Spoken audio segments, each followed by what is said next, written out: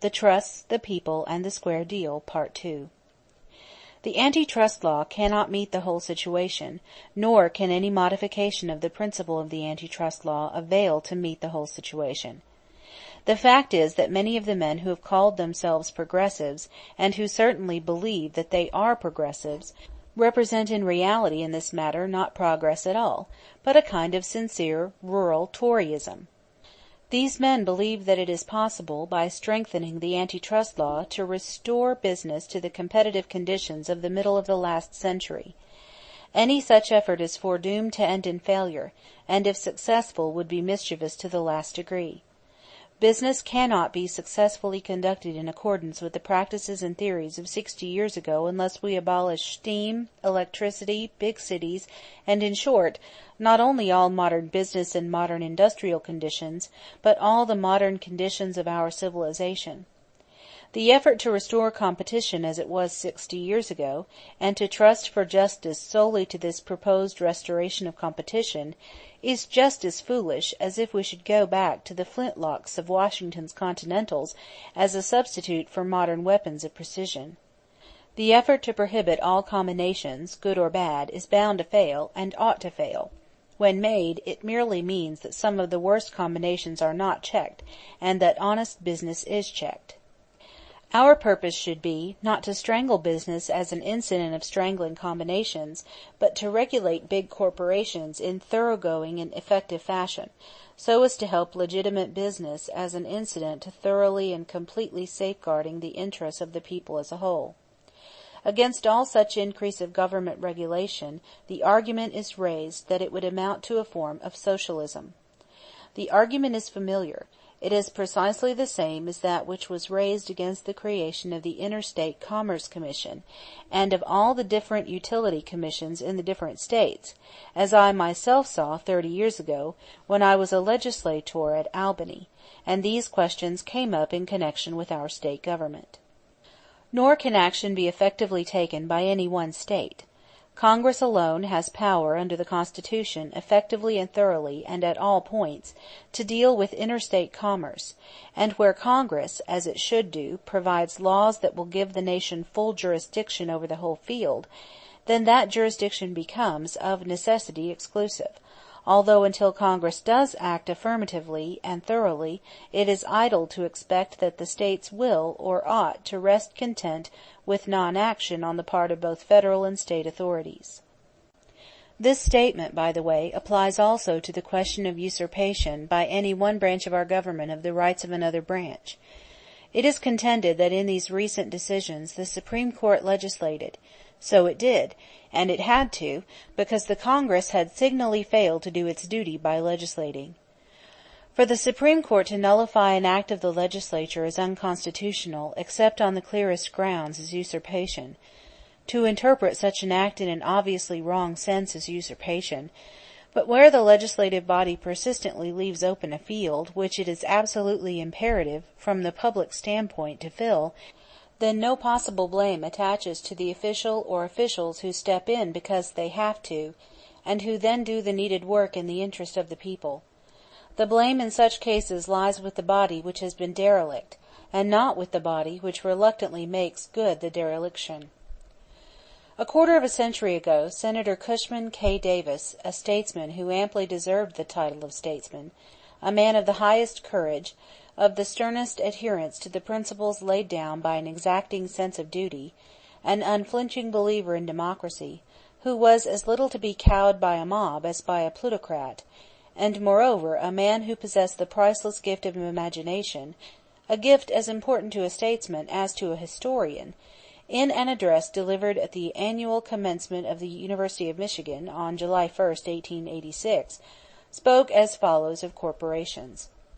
Feudalism, with its domains, its untaxed lords, their retainers, its exemptions and privileges, made war upon the aspiring spirit of humanity, and fell with all its grandeurs.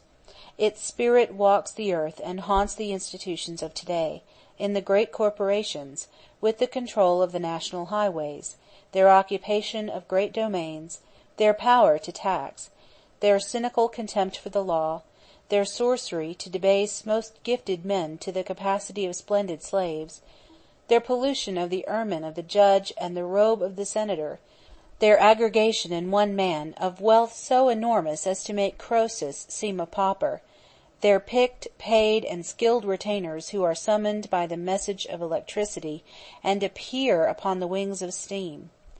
If we look into the origin of feudalism and of the modern corporations, those dromios of history, we find that the former originated in a strict paternalism, which is scouted by modern economists, and that the latter have grown from an unrestrained freedom of action, aggression, and development, which they command as the very ideal of political wisdom. Laissez-faire, says the professor, when it often means bind and gag that the strongest may work his will.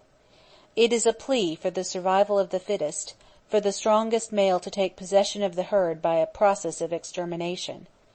If we examine this battle cry of political polemics, we find that it is based upon the conception of the divine right of property, and that the preoccupation by older or more favored or more alert or richer men or nations of territory, of the forces of nature, of machinery, of all the functions of what we call civilization.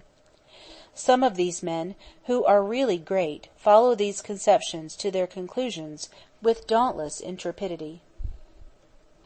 When Senator Davis spoke, few men of great power had the sympathy and the vision necessary to perceive the menace contained in the growth of corporations, and the men who did see the evil were struggling blindly to get rid of it, not by frankly meeting the new situation with new methods, but by insisting upon the entire futile effort to abolish what modern conditions had rendered absolutely inevitable. Senator Davis was under no such illusion. He realized keenly that it was absolutely impossible to go back to an outworn social status, and that we must abandon definitely the laissez-faire theory of political economy, and fearlessly champion a system of increased governmental control, paying no heed to the cries of the worthy people who denounced this as socialistic. He saw that in order to meet the inevitable increase in the power of corporations produced by modern industrial conditions, it would be necessary to increase in like fashion the activity of the sovereign power, which alone could control such corporations. As has been aptly said, the only way to meet $1 billion corporation is by invoking the protection of a $100 billion government. In other words, of the national government, for no state government is strong enough both to do justice to the corporations and to exact justice from them. Said Senator Davis in this admirable address, which should be reprinted and distributed broadcast, "The liberty of the individual has been annihilated by the logical process constructed to maintain it. We have come to a political deification of mammon. Laissez-faire is not utterly blameworthy. It begat modern democracy, and made the modern republic possible. There can be no doubt of that. But there it reached its limits of political benefaction, and began to incline toward the point where extremes meet. To every assertion that the people, in their collective capacity of a government, ought to exert their indefeasible right of self-defense, it is said you touch the sacred rights of property." The Senator then goes on to say that we have now to deal with an oligarchy of wealth, and that the government must develop power sufficient enough to enable it to do the task. Few will dispute the fact that the present situation is not satisfactory, and cannot be put on a permanently satisfactory basis unless we put an end to the period of groping and declare for a fixed policy, a policy which shall clearly define and punish wrongdoing, which shall put a stop to the iniquities done in the name of business, but which shall do strict equity to business. We demand that big business give the people a square deal. In return we must insist that when anyone engaged in big business honestly endeavors to do right, he shall himself be given a square deal. And the first and most elementary kind of square deal is to give him in advance full information as to just what he can and what he cannot legally and properly do. It is absurd, and much worse than absurd, to treat the deliberate lawbreaker as on an exact par with the man eager to obey the law, whose only desire is to find out from some competent government authority what the law is, and then to live up to it. Moreover, it is absurd to treat the size of a corporation as in itself a crime. As Judge Hook says in his opinion on the Standard Oil case, Magnitude of business does not alone constitute a monopoly. The genius and industry of man, when kept to ethical standards, still have full play, and what he achieves is his. Success and magnitude of business, the rewards of fair and honorable endeavor, are not forbidden. The public welfare is threatened only when success is attained by wrongful or unlawful methods. Size may, and in my opinion does, make a corporation fraught with potential menace to the community, and may, and in my opinion should, therefore make it incumbent upon the community to exercise, through its administrative, not merely through its judicial officers, a strict supervision over that corporation, in order to see that it does not go wrong.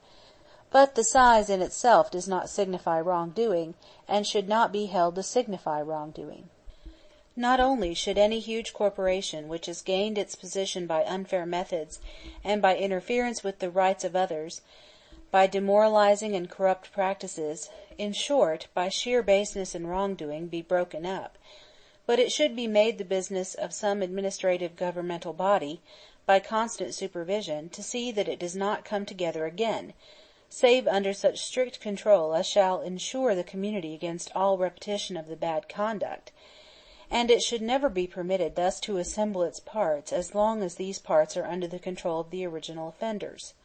For actual experience has shown that these men are, from the standpoint of the public at large, unfit to be trusted with the power implied in the management of a large corporation.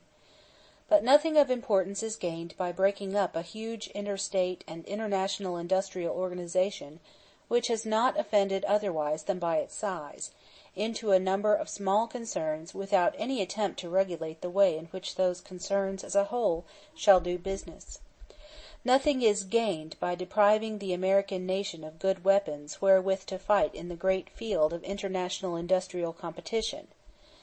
Those who would seek to restore the days of unlimited and uncontrolled competition, and who believe that a panacea for our industrial and economic ills is to be found in the mere breaking up of all big corporations, simply because they are big, are attempting not only the impossible, but what, if possible, would be undesirable. They are acting as we should act if we tried to dam the Mississippi, to stop its flow outright. The effort would be certain to result in failure and disaster. We would have attempted the impossible, and so would have achieved nothing, or worse than nothing. But by building levees along the Mississippi, not seeking to dam the stream, but to control it, we are able to achieve our object and to confer inestimable good in the course of doing so. This nation should definitely adopt the policy of attacking, not the mere fact of combination, but the evils and wrongdoing which so frequently accompany combination.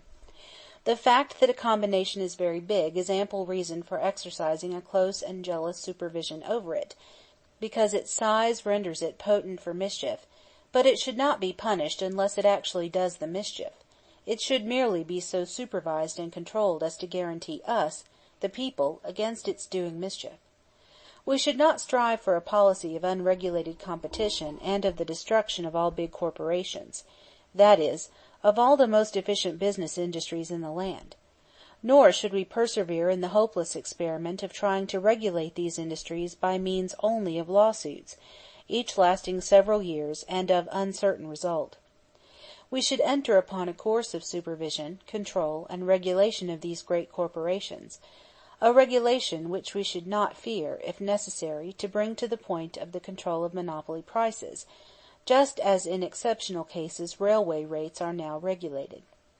Either the Bureau of Corporations should be authorized, or some other governmental body similar to the Interstate Commerce Commission should be created, to exercise this supervision, this authoritative control. When once immoral business practices have been eliminated by such control, competition will thereby be again revived as a healthy factor, although not as formerly an all-sufficient factor, in keeping the general business situation sound. Wherever immoral business practices still obtain, as they obtained in the cases of the Standard Oil Trust and Tobacco Trust, the antitrust law can be invoked, and wherever such a prosecution is successful, and the courts declare a corporation to possess a monopolistic character, then that corporation should be completely dissolved, and the parts ought never to be assembled again save on whatever terms and under whatever conditions may be imposed by the governmental body in which is vested the regulatory power. Methods can be readily devised by which corporations sincerely desiring to act fairly and honestly can on their own initiative come under this thoroughgoing administrative control by the government, and thereby be free from the working of the antitrust law. But the law will remain to be invoked against wrongdoers, and under such conditions it could be invoked far more vigorously and successfully than at present. It is not necessary in an article like this to attempt to work out such a plan in detail. It can assuredly be worked out. Moreover, in my opinion, substantially some plan must be worked out or business chaos will continue. Wrongdoings, such as was perpetrated by the Standard Oil Trust, and especially by the Tobacco Trust, should not only be punished, but if possible punished in the persons of the chief authors and beneficiaries of the wrong, far more severely than at present. But punishment should not be the only, or indeed the main, end in view. Our aim should be a policy of construction and not one of destruction. Our aim should not be to punish the men who have made a big corporation successful merely because they have made it big and successful, but to exercise such thoroughgoing supervision and control over them as to ensure their business skill being exercised in the interest of the public and not against the public interest. Ultimately, I believe that this control should undoubtedly, indirectly or directly, extend to dealing with all questions connected with their treatment of their employees, including the wages, the hours of labor, and the like. Not only is the proper treatment of corporation, from the standpoint of the managers, shareholders, and employees, compatible with securing from that corporation the best standard of public service, but when the effort is wisely made, it results in benefit both to the corporation and to the public. The success of Wisconsin in dealing with the corporations within her borders, so as both to do them justice and to exact justice in return from them toward the public, has been signal, and this nation should adopt a progressive policy in substance akin to the progressive policy not merely formulated in theory, but reduced to actual practice, with such striking success in Wisconsin. To sum up, then, it is practically impossible, and if possible it would be mischievous and undesirable, to try to break up all combinations merely because they are large and successful, and to put the business of the country back into the middle of the 18th century conditions of intense and unregulated competition between small and weak business concerns. Such an effort represents not progressiveness but an unintelligent, though doubtless entirely well-meaning, Toryism.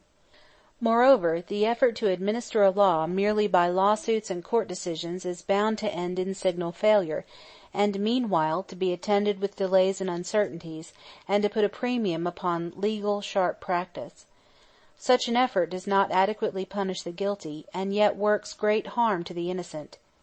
Moreover, it entirely fails to give the publicity which is one of the best by-products of the system of control by administrative officials, publicity which is not only good in itself, but furnishes the data for whatever further action may be necessary. We need to formulate immediate and definitely a policy, which, in dealing with big corporations that behave themselves and which contain no menace save what is necessarily potential in any corporation which is of great size and very well managed, shall aim not at their destruction but at their regulation and supervision, so that the government shall control them in such fashion as to amply safeguard the interests of the whole public, including producers, consumers, and wage workers. This control should, if necessary, be pushed in extreme cases to the point of exercising control over monopoly prices, as rates on railways are now controlled, although this is not a power that should be used when it is possible to avoid it. The law should be clear, unambiguous, certain, so that honest men may not find that unwittingly they have violated it.